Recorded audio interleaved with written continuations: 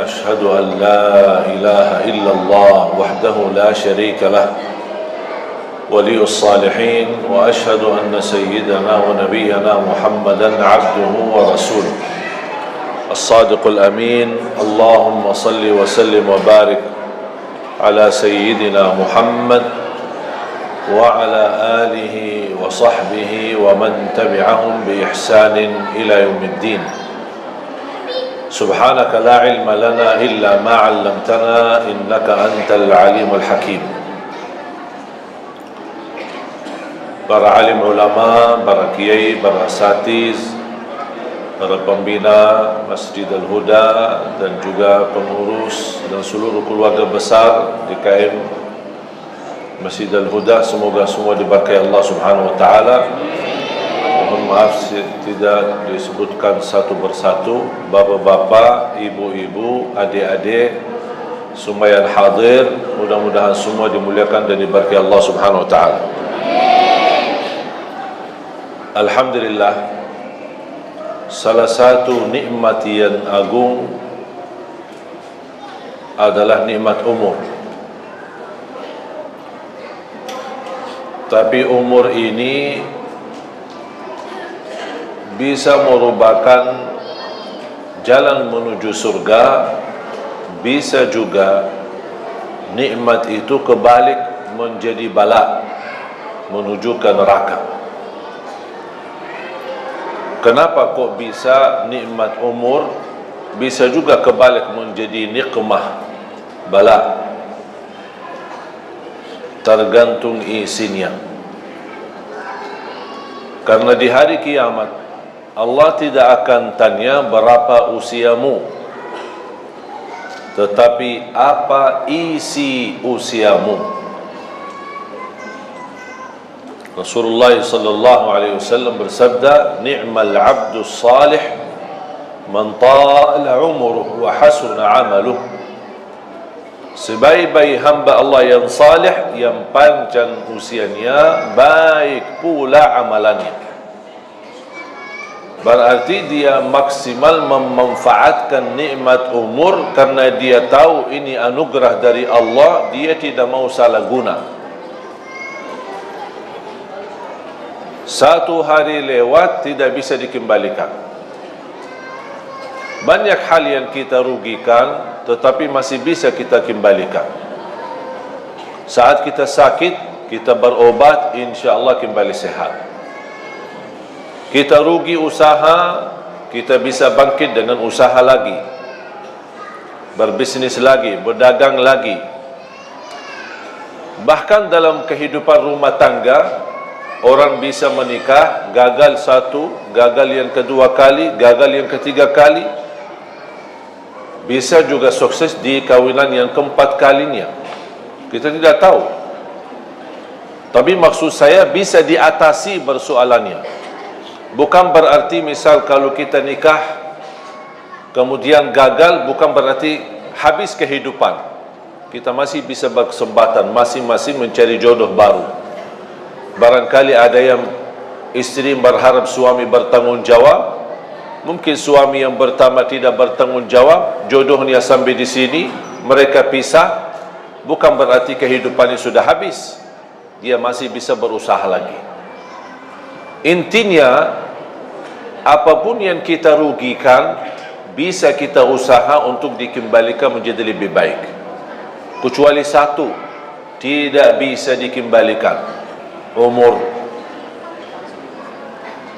Umur dan usia kalau sudah berlalu tidak bisa dikembalikan. 1 jam berlalu tidak bisa dikembalikan. Dan Islam mengajarkan kita tidak boleh memfikirkan masa lalunya, apalagi hal-hal yang buruk, membuat kita lama-kelamaan putus asa. Kalau hal yang lama yang kita lakukan, contoh dosa maksiat, kalau kita ingat terus dosa maksiat tersebut, syaitan mengambil kesempatan untuk membuat kita putus asa dari rahmat Allah. Kita sudah niat taubat, tapi syaitan membuat kita ingat. apaan kok mau taubat enak-enak, sudah berlaku macam-macam. Gitu datang setan, membuat kita, ya betul, saya malu sama Allah. Taubat, dosa lagi. Taubat, dosa lagi. Taubat, dosa lagi. Sambil datang syaitan, ngapain kok taubat-taubat tak jelas. Membuat kita putus asa. Padahal Allah sudah menjaminkan diampuni dosa selama kita selalu bertaubat. Allah tidak bosan mengampuni dosa selama kita tidak bosan bertaubat. Seberapapun dosa kita pasti diampuni. Syaratnya taubat. Dosa lagi, ya taubat lagi. Dosa lagi, taubat lagi. Kalau syaitan berhasil menggoda kita untuk berlaku dosa, jangan membuat rahmat Allah tidak berhasil membuat kita taubat. Karena rahmat Allah sangat luas. Sampai Allah berfirman di hadis yang qudsi, "Ya ibna Adam, law balagha dhunubuka anana as-sama' thumma laqitani thumma astaghfartani laghafartu laka ala ma kana minka wala ubali." Anak Adam, kalau dosa-dosamu, ini satu orang, dosa-dosamu sampai ke lapisan langit, saking banyaknya, sampai ke lapisan langit, tetapi kamu selalu beristighfar, aku akan ampuni semuanya dan aku tidak peduli berapa banyaknya, kata Allah. Allah tidak peduli berapa banyak dosa. Yang Allah pedulikan taubat kita, istighfar kita, memohon. Kalau Rasul saja, Nabi Muhammad sallallahu alaihi wasallam berhari istighfar sampai 100 kali, memohon ampun kepada Allah. Apalagi kita.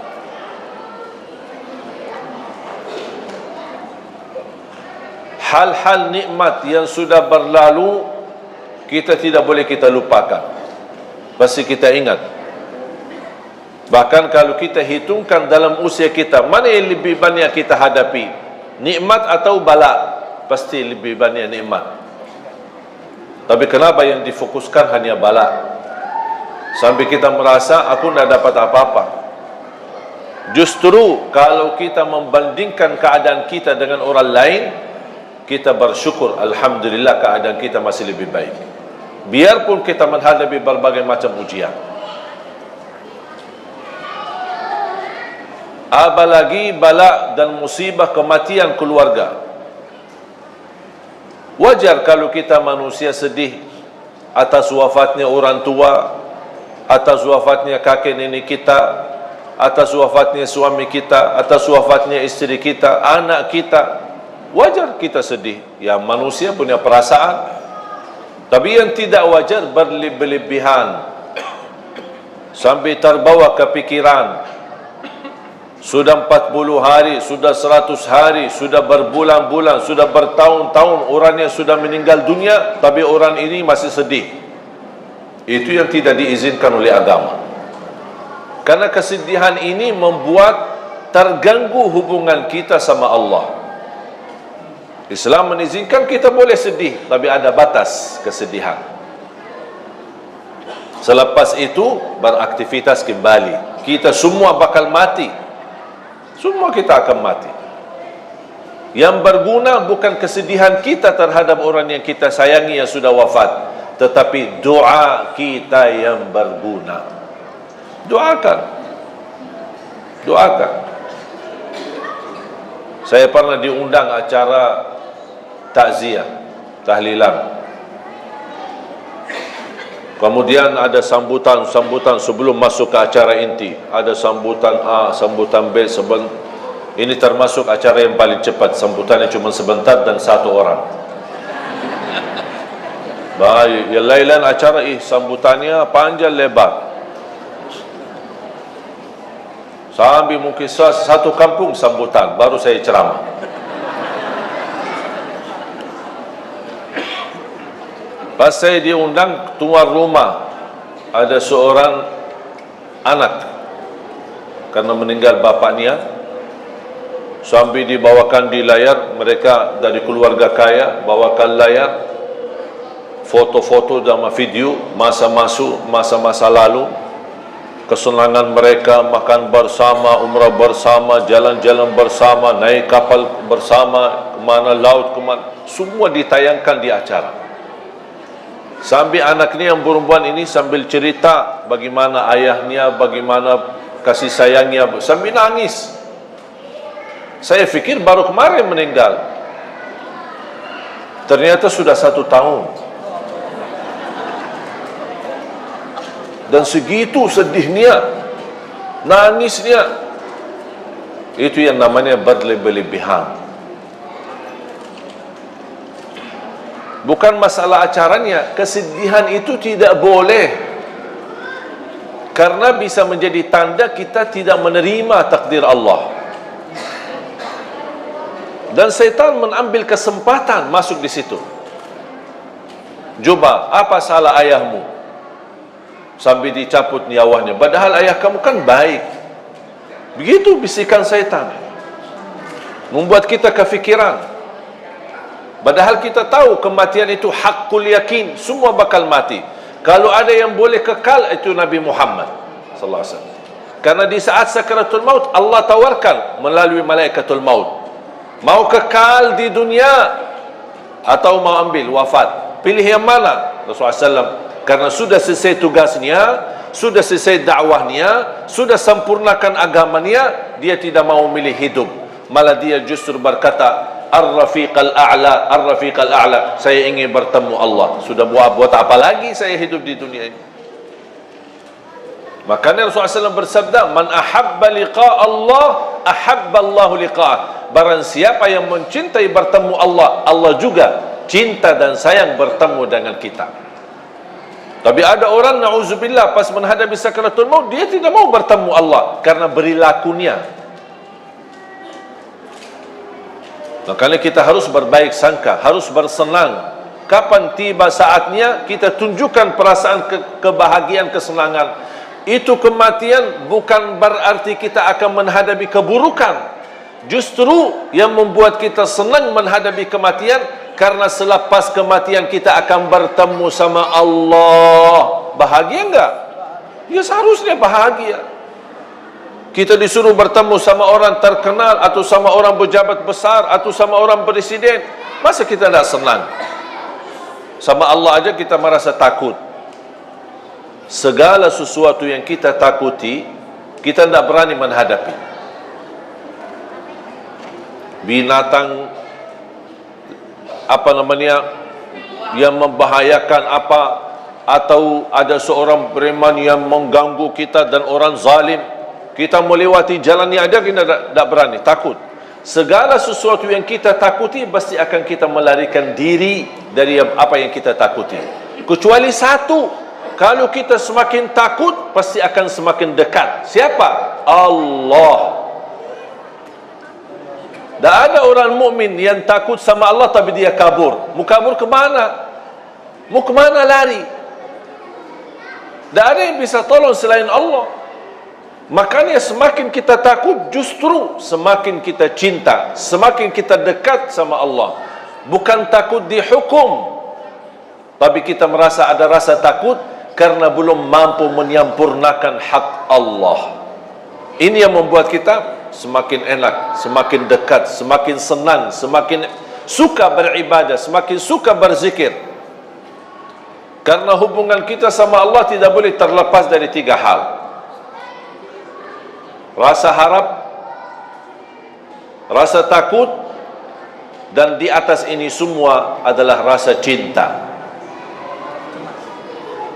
Jadi bukan yang membuat kita mau beribadah karena kita mengharapkan saja, tapi yang membuat kita terdorong beribadah karena saya cinta. Masalah harapan itu belakangan, tahap yang kedua. Yang membuat saya takut, menjauh dari dosa dan maksiat, menjauh dari durhaka sama orang tua, menjauh dari hasud, menjauh dari dengki, menjauh dari sifat sombong dan dosa-dosa yang lain. Apa yang membuat? Bukan karena dilarang dan saya takut melanggar larangan Allah. Yang membuat saya takut tidak berbuat dosa maksiat karena saya cinta sama Allah. Akhirnya kalau kita semakin cinta sama Allah, nikmat, harapan dan ketakutan akan semakin sempurna. Karena Allah tidak mau juga kita takut sampai putus asa. Takut dihukum, takut karena dosa maksiatnya terlalu banyak, menzalimi orang macam-macam. Jadi rasa takut semestinya membuat kita semakin dekat sama Allah. Sampai Rasulullah SAW bersabda, Inni la atqakum lillah wa akhsyakum lah. Aku yang paling bertakwa kepada Allah, kata Rasul, dan aku yang paling takut kepada Allah. Bapak Ibu jamaah sekalian dimuliakan Allah SWT, kembali lagi, yang mendorong kita saat beribadah tidak boleh terlepas dari 3 poin atau 3 hal. Harap. Apa yang kita harapkan dari Allah? Ridha. Kita harap Allah ridha. Kalau Allah ridha sama kita, beres, sudah selesai, tidak ada masalah. Kalau Allah ridha, berarti ibadah pasti diterima. Kalau Allah ridha, kekurangan pasti dimaafkan. Kalau Allah ridha, dosa pun Allah akan tutupi, karena Allah sudah ridha. Ada rasa takut, bukan takut dihukum, tetapi kita takut semakin beribadah, tapi ada rasa takut, jangan-jangan Allah tidak mau terima amal ibadah saya. Oh, barangkali ibadah saya belum baik, barangkali belum ikhlas, barangkali belum sempurna, ada kekurangan khusyuk. Saya kadang-kadang suka berzikir, tapi lebih banyak suka malas. Ini muncul rasa takut.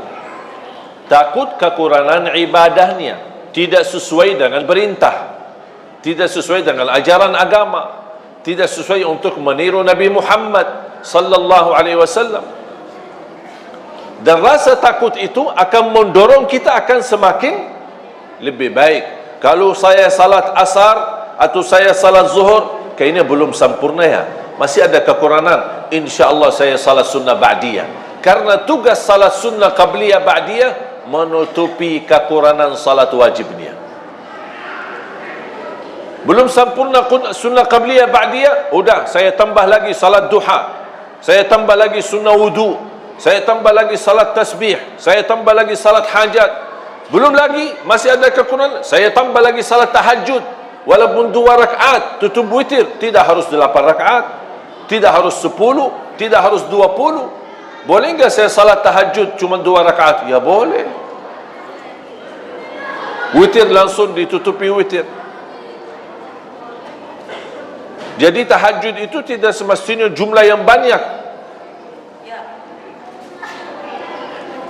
Boleh enggak kita salat malam tapi belum tidur? Ada orang tanya, aku mau salat malam tapi aja sudah jam 1 saya belum tidur. Asik lagi ngobrol sama suaminya, lagi mesra-mesra, senang-senang, atau lagi membahas diskusi soal anak, sampai kelewat waktunya, sampai jam 12, jam 1. Kalau tidur jam 1 takut ketiduran, bangun salat subuh, belum salat tahajud. Boleh enggak saya salat malam sebelum tidur? Ya boleh, daripada sia-sia. Ada orang berkata harus tidur walaupun sebentar. Maksudnya sebentar. Sampai saya pernah baca di salah satu komen, dia bilang wajib tidur sebelum salat malam, walaupun hanya tutup mata sebentar terus buka lagi. Itu bukan namanya tidur. La yukallifullahu nafsan illa usaha. Tidak ada ajaran yang membebani kita. Ibu-ibu, bapa-bapa yang sudah biasa tidur dan bangun tahajud, teruskan, itu lebih baik. Tapi yang belum terbiasa, malas-malasan, suka tidur dan ketiduran, syukur-syukur bangun subuh, daripada tidak salat witir dan salat malam, tertulis nama kita menjadi ahli tahajud, mendingan kita salat baru tidur. Ada orang bertanya, gimana kalau saya salat malam, tutup witir, kemudian saya tidur, tiba-tiba saya bangun, saya lihat jam, masih ada 40 minit belum azan subuh. Boleh enggak saya tahajud lagi? Boleh, tapi tidak boleh witir lagi, karena Rasulullah SAW tidak mengizinkan 2 kali witir dalam satu malam. Tidak boleh 2 kali witir dalam satu malam. Faham, Bu? Alhamdulillah, Islam mudah. Kalau ada, selalu ada harap. Apa yang kita harapkan? Ridha Allah. Di bawah ridha Allah pasti surga. Masa ada orang-orang beribadah tapi tidak mengharap surga? Terus maunya apa? Mau neraka. Harap surga dan takut neraka. Tapi lebih daripada harap surga dan takut neraka, yang membuat kita mau mencintai Allah, mau beribadah kepada adalah rasa cinta. Itu yang paling tinggi.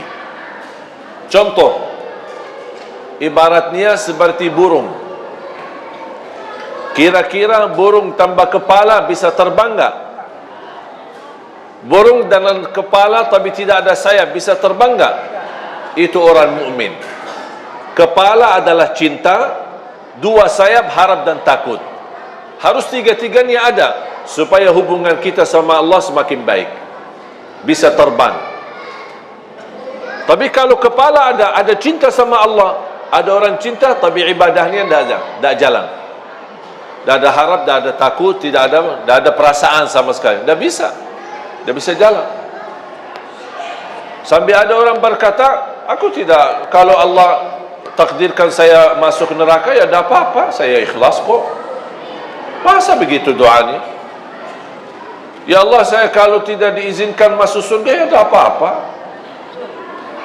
Itu namanya orang beribadah tapi tidak ada harapan, tidak mau harap ridha, tidak harap surga, tidak takut neraka, ya tidak apa-apa. Itu tidak bisa. Cinta ada, rasa harapan ada, dan juga takut ada. Takut amalan ibadahnya ditolak, takut tidak diterima, takut tidak sempurna, takut sia-sia. Iman ada yang amalannya sia-sia, ada. Sampai Allah ceritakan dalam Al-Quran, alladzina dhalla sa'yuhum fil hayatid dunya wa hum yahsabuna annahum yuhsinuna sun'a. Mereka yang merugi adalah yang datang di hari kiamat, dia merasa dirinya telah berbuat banyak kebaikan, tapi kenyataannya di hari kiamat merugi semuanya, karena mereka tidak ikhlas lillahi ta'ala. Sia-sia. Kalau orang mukmin, dia takut amalannya jadi sia-sia, dia takut amalannya menjadi riya. Berarti ada sifat takut. Jadi kembali lagi ingat, seperti burung, kepalanya adalah cinta, rasa cinta, 2 sayap harapan dan takut sama Allah Subhanahu wa ta'ala. Sama seperti ada orang bekerja, apa yang diharapkan? Upah.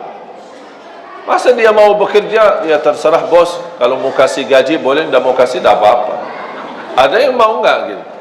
Tidak ada yang mau. Kalau dipotong aja pasti dia ngamuk. Pak, kenapa dipotong gaji saya? Oh, karena sudah 3 kali telat, karena denda, karena hukuman. Allah juga maha adil. Yang berlaku kita sama manusia berlaku sama Allah Subhanahu wa ta'ala. Dan Allah Subhanahu wa ta'ala walaupun maha adil, Allah lebih banyak menjalankan kasih sayangnya kepada kita daripada keadilannya. Contoh, A'udzu billahi minasyaitonir rajim. Bismillahirrahmanirrahim. ولو يؤاخذ الله الناس بما كسبوا ما ترك على ظهرها من دابة ولكن يؤخرهم إلى أجل مسمى فإذا جاء أجلهم فإن الله كان بعباده بصيرا. Surah Fatir, surah 35 ayat 45. Sekiranya Allah menghukumkan manusia atas setiap salah niscaya tidak ada makhluk yang mampu hidup di muka bumi. Itu namanya adil.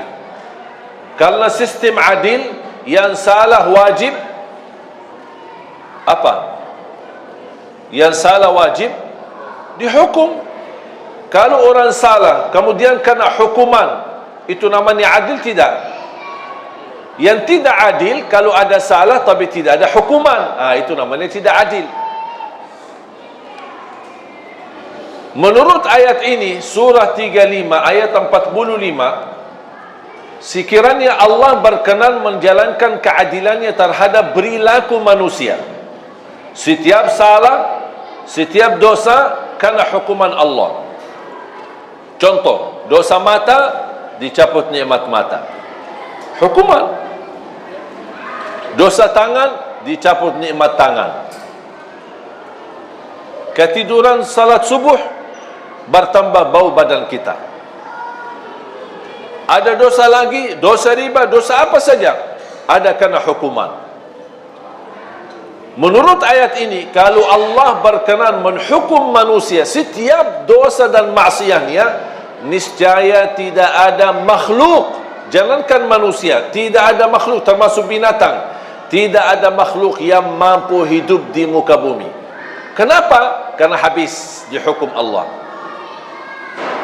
Sudah habis. Tetapi Allah subhanahu wa ta'ala menunda sampai di hari pembalasan, tidak dihukum. Bayangkan aja, kalau setiap dosa bau badan kita, dosa lagi tambah keras bau badan kita, dosa lagi bertambah keras bau badan kita, kira-kira berani enggak keluar rumah? Langsung ditandain orang, bau ya, dosanya banyak. Langsung ditandain orang. Malu kita sama orang. Makanya tanda sesuatu salah atau dosa apa? Ada dua tanda. Kadang-kadang ada orang melakukan sesuatu tapi dia berkata tidak apa-apa. Mau nggak tahu ini salah atau tidak? Lihat dua hal. Pertama, ada nggak sesuatu di hati tidak enak? Kalau muncul perasaan di hati tidak enak, berarti itu tidak benar. Tinggalkan saja. Jangan kesana kemari cari fatwa. Majlis ulama, kiai, ustaz. Kalau sudah muncul perasaan di hati tidak enak, jauhkan. Kalau bukan haram, berarti syubhat. Syubhat. Hati-hati dari syubhat. Islam mengajarkan hal-hal yang tidak jelas pun kita jauhi, apalagi kalau sudah jelas haram. Tanda yang kedua, kalau kita melakukan hal tersebut, kita malu dilihat orang. Faham bu? Saya ulang lagi. Tanda yang pertama, apa yang kita lakukan atau ada yang mau melakukan sesuatu, kalau muncul perasaan di hati tidak enak, berarti jangan dilakukan. Walaupun ada kiai, ustaz bilang boleh. Tanya diri, jangan tanya ustaz. Tanya hati. Kalau hatinya tidak enak, itu fitrah. Tidak mungkin Allah memberikan hati tidak enak kalau sesuatu yang boleh. Kalau sesuatu boleh dalam pandangan agama, pasti hati enak. Kalau sesuatu yang tidak boleh, walaupun kita belum faham karena masih bodoh agama, tapi muncul perasaan tidak enak, berarti sudah cukup menjadi tanda Anda jauhi. Cukup. Walaupun hal itu tidak haram 100% atau tidak jelas haramnya, kalau muncul perasaan tidak enak, itu tanda kalau tidak haram berarti syubhat. Syubhat artinya belum jelas. Islam menajarkan kalau belum jelas, mendingan tidak usah, daripada salah. Tanda yang kedua, kalau kita lakukan muncul perasaan, kalau ayah saya tahu, malu. Berarti tidak benar itu. Kalau guru saya tahu, pasti marah. Berarti tidak benar. Berarti kalau ada tanda malu dilihat sama orang, atau ditahu sama orang, berarti ketahuilah yang kita lakukan itu tidak benar, tidak baik. Sudah faham? Dan ini bukan kata saya, itu kata Rasulullah sallallahu alaihi wasallam. Wal ithmu ma haka fi nafsika wa karihta an yattali'a alaihi an-nas. Dosa dan keburukan adalah yang jengkel di hati, ada perasaan tidak enak, kayak rasa gatal, kefikiran, di mana ya, itu sudah Rasul kasih tahu. Berarti Rasul mengajarkan kita, tanya hatimu dulu, tanya hatimu dulu. Hati yang suci, hati yang fitrah, insyaAllah tidak mungkin terima kemungkaran, tidak mungkin terima kebatilan, kecuali na'udzubillah kalau hatinya munafik, semuanya halal, bahkan yang haram jadi halal, boleh. Korupsi dia membolehkan, malah bagi uang korupsi untuk haji. Enak, dia fikir Allah mau terima. Allah maha baik dan Allah tidak terima selain yang baik. Jangan mencuri orang, curi hartanya terus sedekah. Saya suka anak yatim, tapi diambil curian orang, nah Allah tidak bakal terima. Allah terima yang halal. Dari mana dan kemana? Makanya kita ingat, kembali kepada fitrah dan hati kita yang suci. Apapun yang jengkel di hati, atau kita malu dilihat dan ditahu sama orang, berarti sudah menjadi tanda cukup buat kita tidak melakukan hal tersebut. Bapak Ibu jamaah sekalian dimuliakan Allah Subhanahu wa taala, manfaatkan usiamu. Allah sendiri bersumpah dalam Al-Quran, wal 'asr innal insana lafi khusr illa alladhina amanu wa 'amilus salihat wa tawasaw bil haqq wa tawasaw bis sabr. Demi masa, demi waktu, apapun di dalam Al-Quran, kalau Allah berani bersumpah, itu berarti tanda sesuatu kemuliaan di belakang sumpah itu. Ada sesuatu kemuliaan di belakang sumpahan Allah Subhanahu wa taala. Allah ingin menyampaikan kepada kita, demi masa, demi waktu, berarti waktu dan masa itu berharga bagi Allah Subhanahu wa taala. Allah boleh bersumpah dengan apa saja, tapi kita manusia tidak diizinkan bersumpah kepada selain nama Allah. Demi Allah, wallahi, lillahi. Tapi kalau Allah bersumpah banyak, wasyamsi wa duhaha, wal qamari idza talaha, wad duha والتين والزيتون والفجر والسماء والطارق والسماء ذات البروج. Ini semua namanya sumpah. Dan Allah berhak bersumpah dengan apa saja, termasuk wal asr. Allah bersumpah dengan demi masa, demi waktu. Gara-gara waktu dan masa, banyak manusia bakal merugi, kata Allah. Kenapa merugi? Karena dia tidak memanfaatkan waktu itu. Termasuk waktu adalah umur. Makanya sebaik-baik hamba, yang panjang usianya baik pula amalannya. Sebaliknya seburuk-buruk hamba, yang panjang usianya tapi buruk amalannya.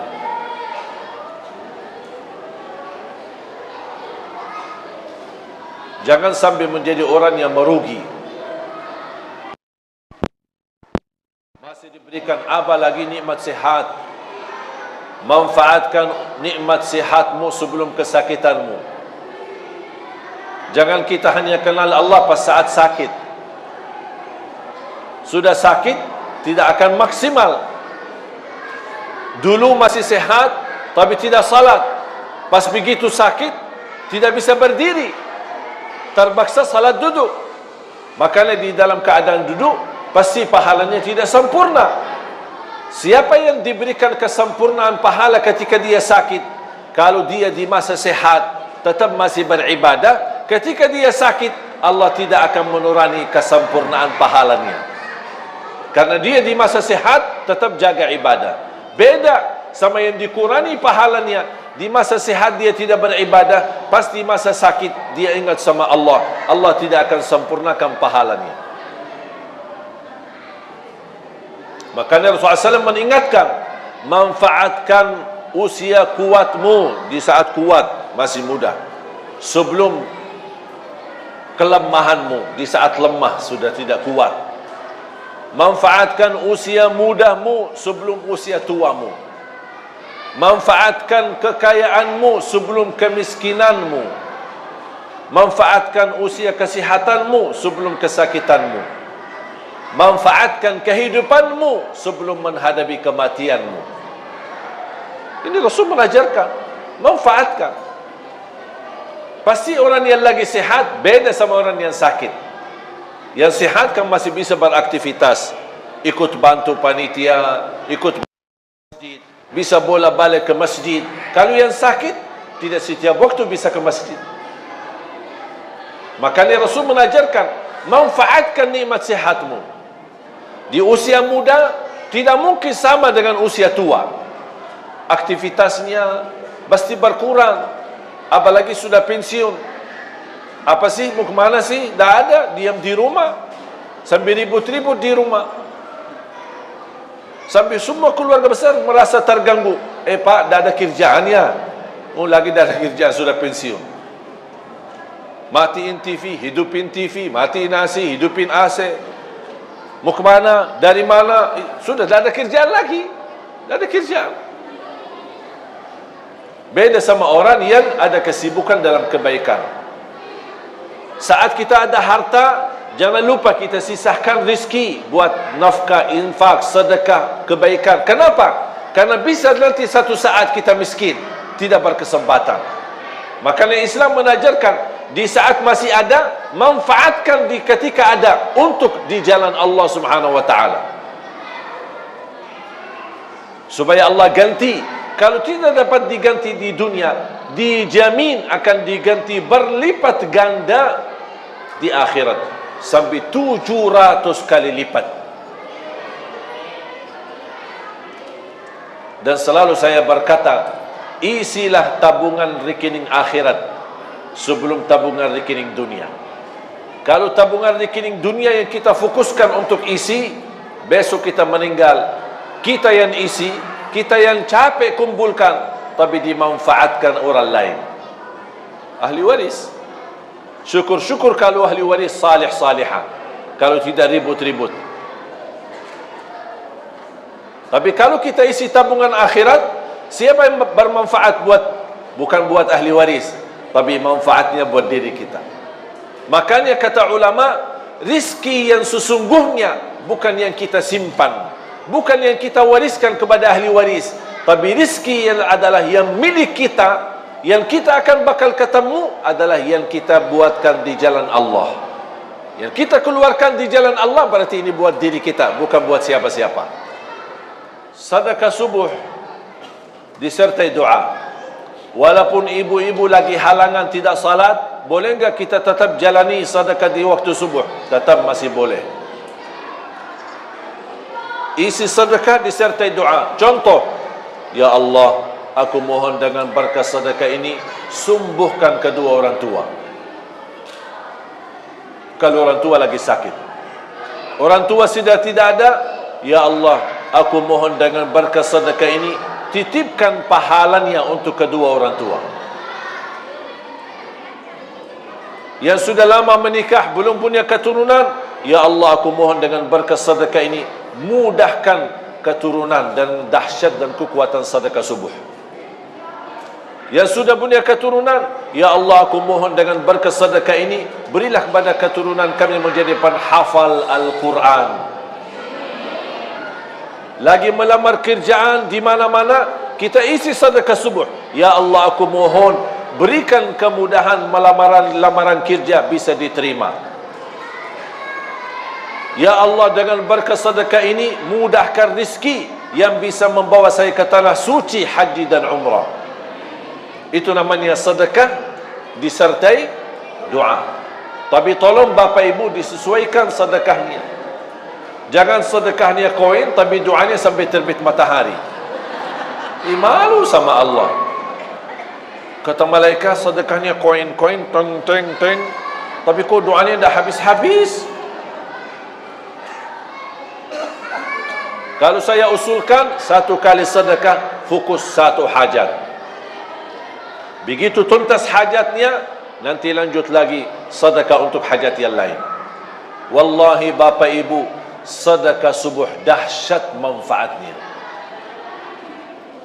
Mulai hari ini, ibu, bapa, adik-adik, teman-teman semua sekalian, mulai hari ini masing-masing punya kotak amal sendiri. Suami satu, isteri satu, anak-anak satu, masing-masing. Termasuk anak-anak kita, supaya diajarkan dari kecil. Anak bayi kita, ibu yang masukin sedekahnya atas nama si bayi itu, supaya mereka tertanam dari kecil cinta sedekah, cinta memberi. Karena ini sifat-sifat para nabi, para awliya, para salihin, memberi. Rasul pun tidak punya apa-apa, tapi suka memberi. Makanya isi sedekah termasuk anak-anak kita. Ajarin anak-anak untuk bisa berdoa. Lagi menghadapi ujian, isi sedekah subuh. Ya Allah, mudahkan ujian biar saya lulus. Ajarin. Segala hajatnya sekecil apapun, insya Allah diberikan kemudahan oleh Allah Subhanahu Wa Taala. Ajarin anak-anak kita seperti itu. Ketika sudah isi kotak amal atau botol atau kaleng, langsung sedekahkan dengan segala isinya. Kalau sudah isi, sudah full, tidak bisa isi lagi, sedekahkan. Dan saya nasihatkan, jangan dicoba buka kotak amal tersebut. Jangan dibuka. Saya khawatir kalau dibuka, rubah fikiran. Lumayan ini. Apalagi ada tagihan bulan ini, ada tagihan sana, tagihan sini. Udah. Karena sifat manusia cinta harta. Cinta harta. Biar orang susah payah miskin, tapi cinta tetap harta. Ketika muncul ada pemberian, dia tidak mau. Makanya saya bilang, ketika kotak amal jangan dibuka, tutup mata, serahkan aja. Boleh ke masjid, ke musalla, kepada salah satu pengurus yang kita percaya, atau ke yayasan, ini tolong silahkan bebas digunakan. Sedekah buat tahfizul Quran, membina anak-anak hafiz Quran, apa saja boleh kita sedekahin. Anak yatim, orang miskin, duafa, bisa kita kumpulkan. Sekali lagi, jangan dibuka ya. Setuju? Sudah isi, bismillah, ikhlas lillahi ta'ala. Datang syaitan, buka aja, lihat aja isinya, biar ibu tahu berapa jumlah sedekahnya. Dah usah terima. Dah, maaf syaitan, saya tidak mau. Saya tidak mau tahu. Saya lillahi ta'ala, sekecil apapun, seikhlas apapun, sebanyak apapun, lillahi ta'ala. Dan saya sudah mengajarkan diri saya, lebih baik banyak ikhlas daripada sedikit tidak ikhlas. Setuju? Apaan setuju? Banyak ikhlas daripada biasanya apa?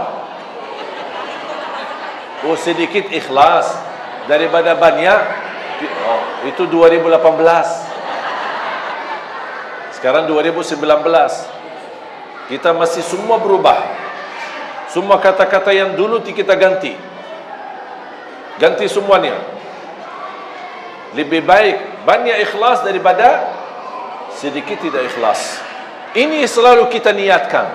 InsyaAllah akan Allah hantarkan rezeki lebih daripada kecukupan, yang bisa berguna buat diri kita, berguna juga buat umat.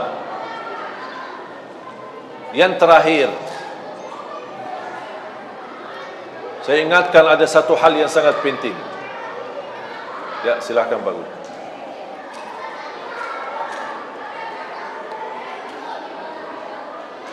Hati-hati daripada dosa jariah.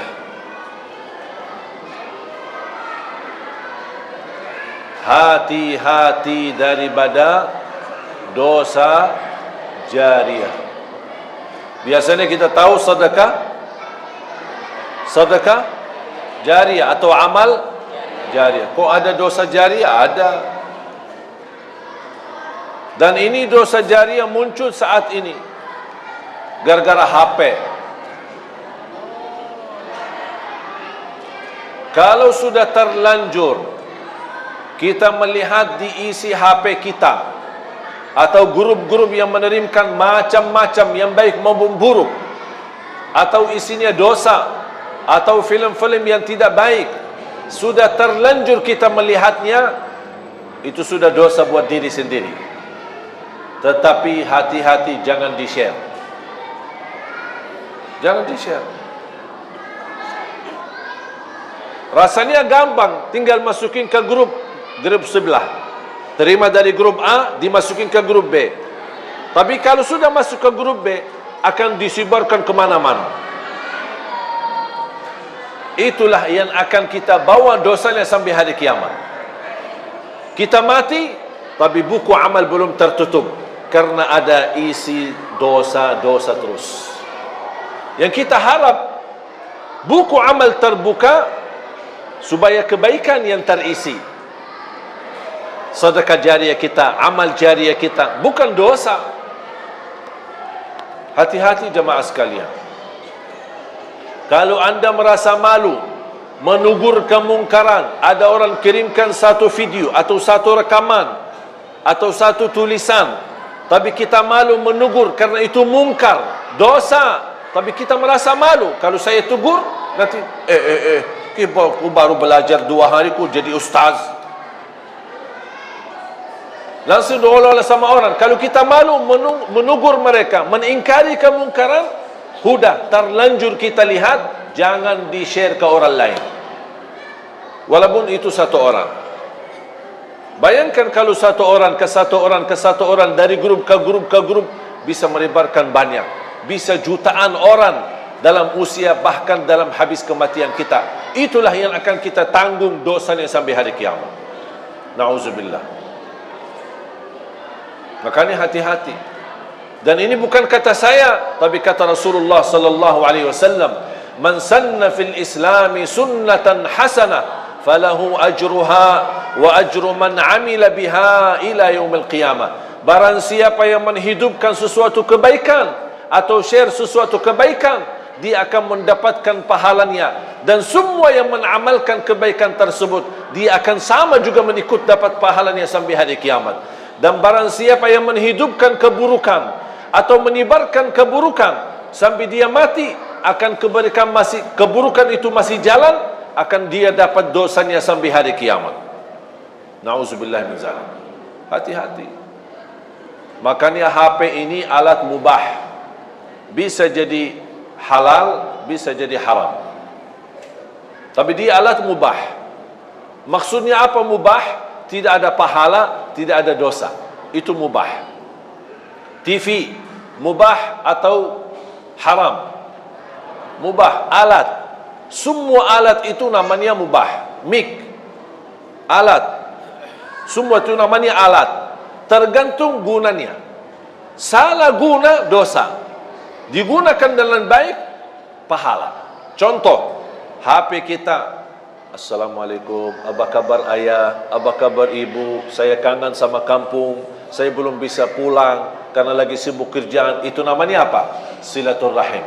Liwat apa? Liwat alat mubah, Allah berikan pahalanya. Ada orang telefon, caci maki orang, ghibah, fitnah, sebarkan fitnah.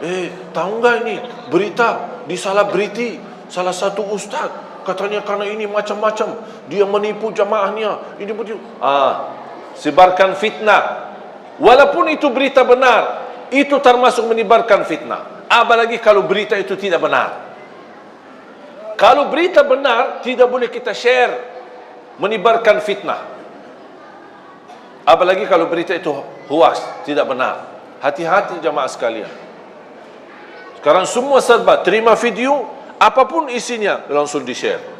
Bahkan ada satu orang saya pernah perhatikan, dia terima, dia belum lihat, langsung copy share, copy share, copy share. Saya bilang, kamu sudah lihat enggak? Belum.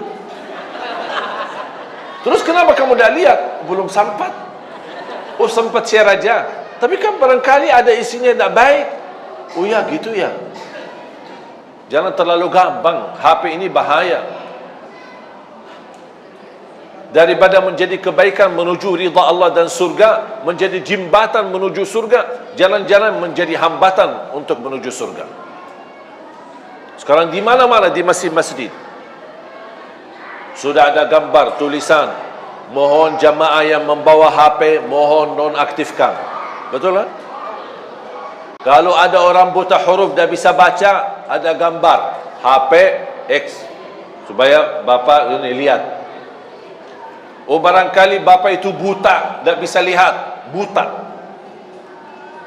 Imam, stau, i'tadilu, luruskan saf, rapatkan saf, mohon jamaah yang membawa HP nonaktifkan. Betul kan? Tulisan ada, gambar ada, imam pun mengumumkan. Allah, masih bunyi, masih bunyi. Terus maunya apa? Setiap orang masuk masjid diberikan surat masing-masing, tanda tangan berjanjian untuk masuk ke masjid ini mohon nonaktifkan. Biar datang-datang baru silahkan masuk. Maunya seperti itu. Yang lebih parah lagi, kalau anggaplah manusia, mohon maaf Ustaz, jangan berlebih-lebihan. Kadang kita kan manusia suka lupa. Kadang-kadang walaupun imam sudah mengumumkan, tapi kadang-kadang kefikiran, tidak sadar, saya lagi menghadapi masalah. Ya, saya maafkan. Kita lupa, kefikiran, apapun alasannya. Sudah terlanjur, Allahu Akbar, sudah terlanjur mulai salatnya, lupa nonaktifkan HP-nya atau diselang. Kemudian kita pas begitu salat, ada bunyi HP kita. Kenapa tidak gerakkan tangannya untuk dimatikan HP-nya? Saya pernah salat di salah satu masjid tarawih. Ada sebelah saya orang, imamnya lagi nikmat bacaannya, enak, terharu sekali bacaannya. Di sebelah saya ada orang bunyi HP-nya, lagu India lagi.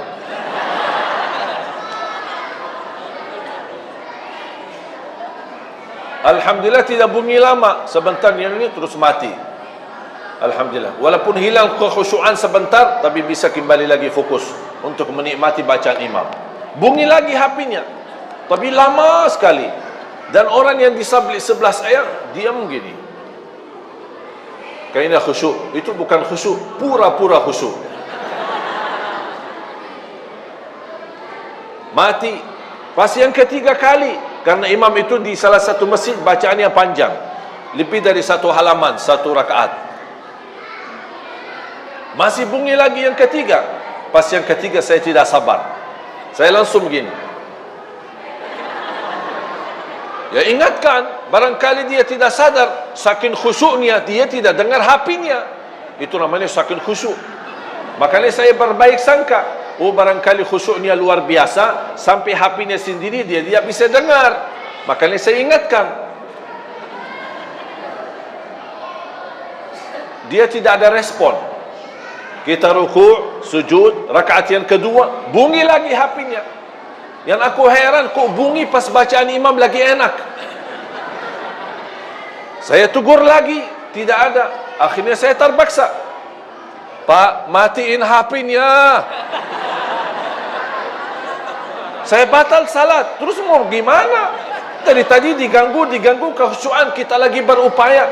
Salat kita kan lagi mujahadah. Khusyuk, hilang khusyuk. Khusyuk, hilang khusyuk. Khusyuk, hilang khusyuk. Akhirnya saya terpaksa, Pak, matiin HP-nya. Dia kaget. Oh, ini rakaat yang kedua. Pas begitu selesai salat, dia bilang, mohon maaf, saya memang dari tadi dengar, tapi saya dapat satu pelajaran, katanya gerakkan tangannya 3 kali, batal salatnya. Saya bilang, dosa mana yang lebih besar? Gerakkan tangannya 3 kali, matikan HP, atau mengganggu ratusan orang di masjid? Mana yang lebih besar dosanya? Kadang-kadang hukum fikih, jangan salah kita fikirkan. Tergantung kondisi dan keadaan. Kalau seperti ini, gerakkan tangannya, matikan HP-nya, lanjut salatnya, daripada mengganggu ratusan orang yang lagi nikmati salat khusyuk. Karena orang salah memahami persoalan fikih, tapi akhirnya dia membawa dosa yang lebih besar gara-gara masalah fikih yang kecil. Oleh kerana itu jamaah sekalian, nikmati usiamu. Kalau kita terlanjur dosa, ingat, alhamdulillah masih dibukakan kesempatan bertaubat. Dosa lagi, taubat. Dosa lagi, taubat. Dan selalu kita memohon ampun kepada Allah Subhanahu wa taala. Semoga semua diampuni dosanya, disucikan hatinya, dibersihkan jiwanya, diberikan kemudahan dalam segala urusannya. Ya Allah, atas izinmu kami sama-sama berkumpul di masjid ini. Berilah kepada kami kemuliaan, sama-sama bertemu kembali di dalam surgamu ya Allah, bersama Nabi Muhammad sallallahu alaihi wasallam. Ya Allah, berikan kepada kami kemudahan bisa ke tanah suci, haji dan umrah, dan ziarah Nabi Muhammad sallallahu alaihi wasallam. Birahmatika ya arhamar rahimin. اغفر لنا وللمسلمين والمسلمات والمؤمنين والمؤمنات الأحياء منهم والأموات. Ya Allah, rapatkan saf kami, satukan hati kami, rapatkan saf para ulama-ulama kami, para kiai kami, para habaib kami, agar mereka mampu bersatu membina umat ini agar menuju ridhamu ya Allah, untuk menjadikan Indonesia baldatun tayyibatun wa rabbun ghafur. Birahmatika ya arhamar rahimin. Rabbana atina fid dunya hasanah wa fil akhirati hasanah wa qina adzaban nar. Walhamdulillahi rabbil alamin.